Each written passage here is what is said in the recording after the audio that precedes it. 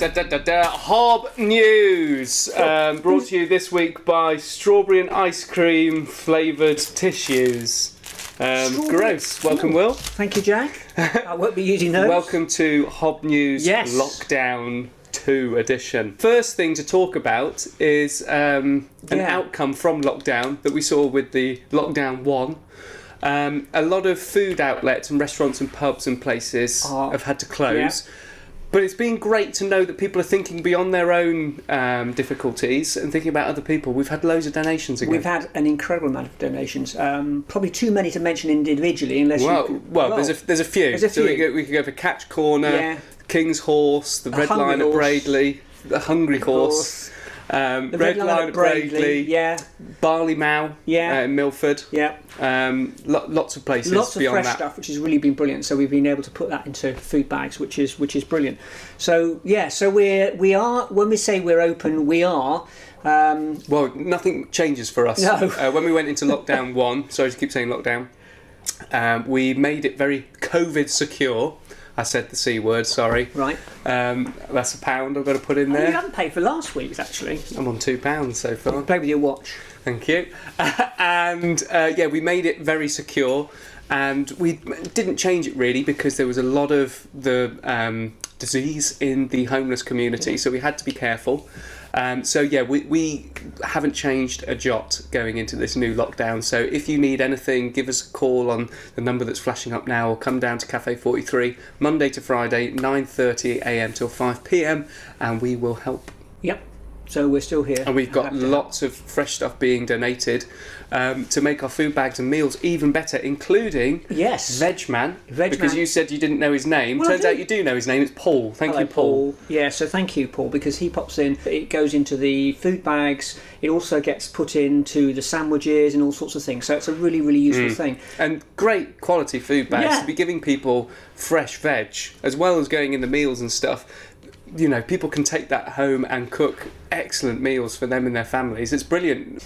Interesting way of communication. I think it was you or Alex were contacted by a local school. It was you. Me, yes. A local school contacted us. Right. And others have been in the past with the harvest stuff. Asking us to do talks to their classes on Microsoft Teams or Zoom.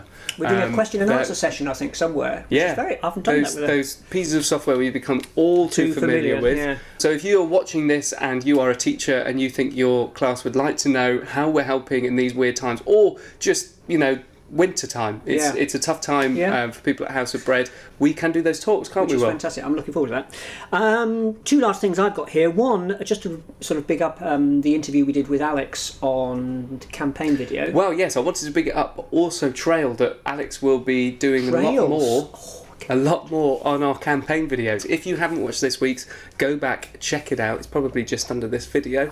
Alex is our casework manager, Will, and she spoke about how we help homeless people when they turn up. Yeah, and it was really helpful, I think, to give a context of the holistic way that we manage folk who are who present homeless. But it's worth understanding the depth of the support and having somebody of her expertise and her background supporting the caseworkers that go into it. So I commend you to go back and find that.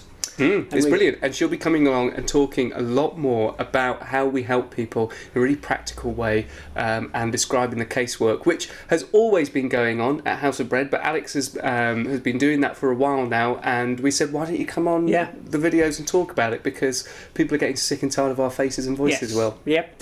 Last I know they are, because the comments no, that's not true. We haven't had any about you yet. The last one I wanted to just put a shout out to a particular donation from Patty and Tings, if I've got that pronounced right. Patties and Ting. Right. Wrong place. So thank you, the restaurant owners, for that. Well, what it came from was half term, and Patties and Ting wanted to help families who needed a little bit of extra food over the half term, and they were giving out little food packages that people could buy for other people, basically like paying it forward, that kind of thing. I like that.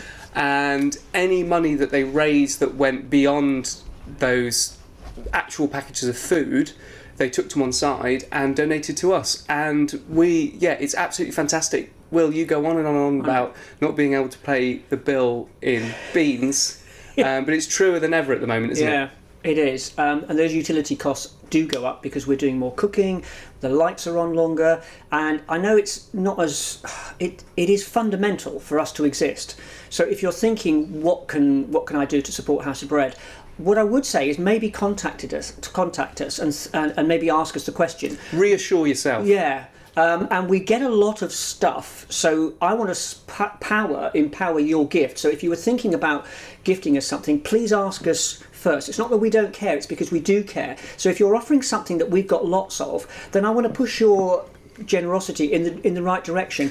It's very That's understandable. really We often have meetings and conversations about how to make people feel more comfortable about giving money, because if you give a tin of beans, you know exactly what's going to happen to it. It's going to go into somebody's food bag and it's going to eat. If you give a charity some money, who knows where it goes? It could end up going on Will's season ticket. Fortunately, Will isn't interested in sport, so it doesn't go on a season ticket. But yeah, we're not putting that money anywhere nefarious. It goes directly to our frontline work, as Will says, keeping the lights on, enabling us to operate 24/7, which is so crucial in this line of work. So yeah, if you are thinking about making a donation, get in touch. Reassure yourself if you've got any worries, but yeah, we're here and happy to answer any question. I particularly like the way that Patty and Ting worked out to gift us some funds, and we're able to provide other resource and to share that sort of gifting, which is what we're about. So that's a great initiative. I like that. Wonderful. Yeah, thank you. Thank you very much, Patties and Ting. Thank you very much, everybody who's got in touch this week, whether that's about volunteering, whether that's about donating stuff, because of the period we're about to go into. Thank you very much, Will. Thank you, for Jack. Joining me this week. Just waiting for the payment here. Yes, thank you for Dave lurking in the background. He's been very quiet. You can probably see the reflection from his high vis coming across. That's an in-joke for those who volunteer. Thank you very much for watching. As ever, we will be back next week with a campaign video. Do go and check them out. They're all on Facebook, at some point on YouTube when I get to upload them. We will see you next time. Goodbye.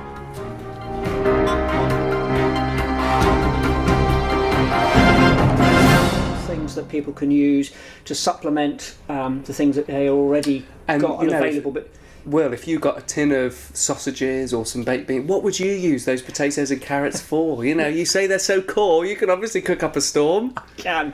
But I'll let... From a man who burned a potato salad, ladies and gentlemen. That was an accident. Of course it was. Nobody tries to burn a potato salad. We'll come on to catering perhaps a little bit later on.